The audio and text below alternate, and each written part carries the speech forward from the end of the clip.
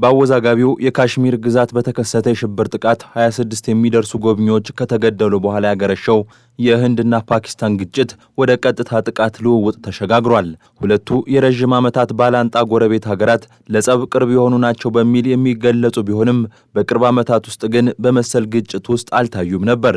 ሰሞንኛውን የቃላት ልውውጥ በማለፍ ወደ ጥቃት መሰነዛዘር ውስጥ የገቡት ሁለቱ ሀገራት ታዲያ አንዳቸው በሌላቸው ላይ ጥቃት ፈጽመዋል በሚል እርስ በእርስ እየተካሰሱ ይገኛሉ። ፓኪስታን በእስራኤል ሰራሽ ድሮን የታገዘ ጥፋት ተፈጽሞብኛል፣ ንጹሃን ዜጎቼም በጥቃቱ ተገድለውብኛል ስትል ክስ ካቀረበች በኋላ ህንድም መሰል ጥቃት ተፈጽሞብኛል ስትል ተመሳሳዩን ወቀሳ በፓኪስታን ዘንድ አሰምታለች።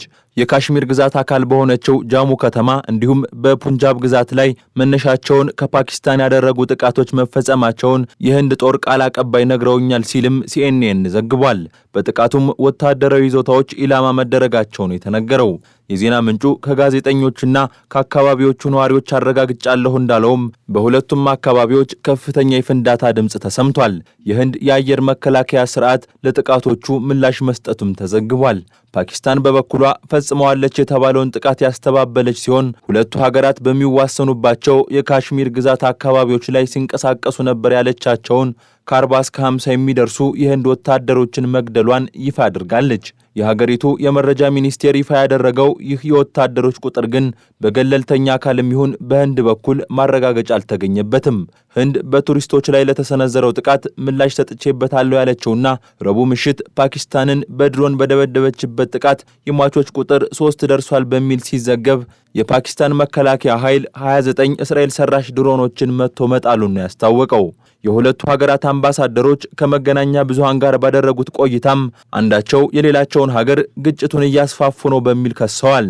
በተመድ የህንድ አምባሳደር ቪናይ ካውትራ ህንድ በፓኪስታን ላይ የፈጸመችው ጥቃት ከቀናት በፊት በፓኪስታን ድጋፍ ለተፈጸመው የሽብር ጥቃት ተመጣጣኝ መልስ የሰጠንበት ነው ያሉ ሲሆን ፓኪስታን የሰጠችው ምላሽ ግን ግጭቱ እንዲስፋፋ የሚያደርግ ነው የሚል ወቀሳ ነው ያቀረቡት። 26 ሰዎች የተገደሉበትና ካሽሚር ውስጥ የተፈጸመው ጥቃት በእኔ የተቀነባበረ አይደለም የምትለው ፓኪስታንም አሜሪካ ላይ በከተሙት አምባሳደሯ በኩል ራሷን መከላከል የሚያስችላትን እርምጃ እየወሰደች ስለመሆኑ አስታውቃለች። ፓኪስታንን አጥቅቶ ሰላም ማግኘት አይቻልም፣ ለተሰነዘረብን ጥቃት ምላሽ መስጠት እንዳለብን የሚያሳስብ የህዝብ ግፊት አለ፣ ያንንም ተግባራዊ እናደርጋለን ሲሉም የሚሰነዘርባቸውን ጥቃት በዝምታ እንደማያልፉት ተናግረዋል። ሁለቱ ሀገራት በደህንነት አማካሪዎቻቸው በኩል ንግግር እያደረጉ ስለመሆናቸውም የተናገሩት አምባሳደሩ ንጹሃንን ተጎጂ እያደረገ የሚገኘውን ግጭት ልናስቆመው ይገባል ብለዋል። ህንድና ፓኪስታን ከእንግሊዝ ቅኝ ግዛት ተላቀው ነጻነታቸውን ካወጁበት የአውሮፓውያኑ 1947 ጀምሮ በአወዛጋቢነቱ የቀጠለውና ሁለቱም ሀገራት በከፊል ይዘው እያስተዳደሩ የሚገኙት የተወሰነ ክፍሉን ደግሞ ቻይና የምታስተዳድረው የካሽሚር ግዛት ሁለቱ ሀገራት በየጊዜው የሚነታረኩበት ግዙፍ ጦርነቶችን የሚያከናውኑበት ነው። የአሁኑ ግጭትም ምንም እንኳን የ26 ሰዎችን ህይወት የቀጠፈውንና ህንድ በፓኪስታን በሚደገፉ አሸባሪዎች ተፈጽሟል የምትለውን የሽብር ጥቃት አስታኮ የተነሳ ቢሆንም ይህንን አወዛጋቢውን የካሽሚር ግዛት ሙሉ በሙሉ ለመቆጣጠር ከሚደረግና ለዓመታት ከዘለቀው ደም አፋሳሽ ጥረት ጋር የሚገናኝ ስለመሆኑ ተንታኞች ያነሳሉ። የአሜሪካው የውጭ ጉዳይ ሚኒስትር ማርክ ሮቢዮ የፓኪስታኑን ጠቅላይ ሚኒስትርና የህንዱን የውጭ ጉዳይ ሚኒስትር ማነጋገራቸውን ይፋ ያደረገው የአሜሪካ የውጭ ጉዳይ መስሪያ ቤት በበኩሉ በቱሪስቶች ላይ የተፈጸመው ጥቃት በገለልተኛ አካል ማጣራት ሊደረግበት ይገባል ሲል ጥሪ አቅርቧል። ግጭቱን ለማስቆም ሁለቱም ሀገራት ዲፕሎማሲያዊ ንግግር ሊያደርጉ እንደሚገባም ነው ሚኒስቴሩ ያሳሰበው። በአውሮፓውያኑ 1990ዎቹ የኒውክሌር መሳሪያ ባለቤት ስለመሆናቸው ያወጁት ሁለቱ ሀገራት የገቡበት ሰሞነኛ ግጭትም ከአሁናዊ እውነታዎች ያለፈና ከ70 ዓመታት የተሻገረ የጸብ ርዕሰ ጉዳይን የያዘ ስለመሆኑ በስፋት ተነግሮለታል። አሜሪካም ልክ እንደ ዩክሬኑና ጋዛው ጦርነት ለግጭቱ መፍትሄ ለማግኘት የሁለቱን ሀገራት ባለስልጣናት በተደጋጋሚ እያነጋገረች ስለመሆኗ ይፋ አድርጋለች። ከሌሎች ጊዜያት አንጻር ዓለም የተለየ ሁኔታ ውስጥ ትገኛለች የሚለው የፎሪን ፖሊሲ ትንተና ደግሞ አሜሪካ ተጨማሪ ጦርነት ውስጥ የመሳተፍ ፍላጎት የሌላት መሆኑ፣ በመካከለኛው ምስራቅና በአውሮፓ ሌሎች ጦርነቶች እየተካሄዱ መሆናቸው እንዲሁም የተባበሩት መንግስታት ድርጅት ተሰሚነት በተለያዩ ምክንያቶች የተነሳ መቀዛቀዝ ማሳየቱ በህንድና ፓኪስታን መካከል የተፈጠረው ውጥረት ወደ ጦርነት እንዳያመራ የሚያስችል በቂ ዲፕሎማሲያዊ ጥረት እንዳይከናወን አድርጓል ሲል አትቷል። $4.2 ትሪሊዮን እንደሆነ የሚገመተው የህንድ ዓመታዊ ጠቅላላ ምርት ወይም ጂዲፒ $374 ቢሊዮን እንደሆነ ከሚነገርለት የፓኪስታን ጂዲፒ አንጻር የ11 እጥፍ ብልጫ ያለው መሆኑ ህንዳውያን ከፓኪስታን ጋር የሚገቡበትን የትኛውንም ሰጣ ገባ በአሸናፊነት እንዲወጡ የሚያግዛቸው ስለመሆኑ እንደሚያምኑም ነው ትንተናው የጠቆመው።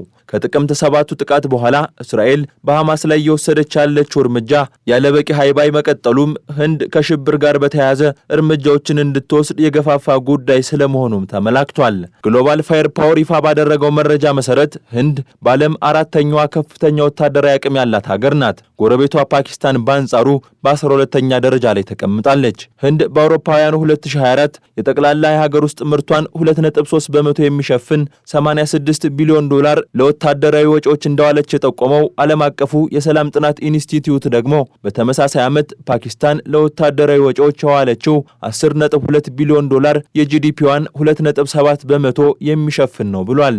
በወታደሮች ብዛትም ቢሆን ህንድ ፓኪስታንን በ3 እጥፍ ትበልጣለች። ህንድ የ5.1 ሚሊዮን ወታደሮች ባለቤት ስትሆን ፓኪስታን በአንጻሩ 1.7 ሚሊዮን ወታደሮች ያሏት ሀገር ናት። ሁለቱ ሀገራት የኒውክሌር ባለቤቶች ቢሆኑም ለኒውክሌር መሳሪያ ግንባታ በሚል ከሚወጡት ወጪ አንጻር ግን ህንድ ከፍተኛውን ቦታ ትይዛለች።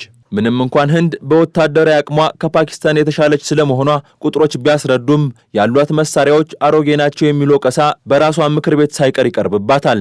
አብዛኞቹ መሳሪያዎቿ በሶቪየት ህብረት የሀገርነት ዘመን የተመረቱ ስለመሆናቸውም ይነገራል።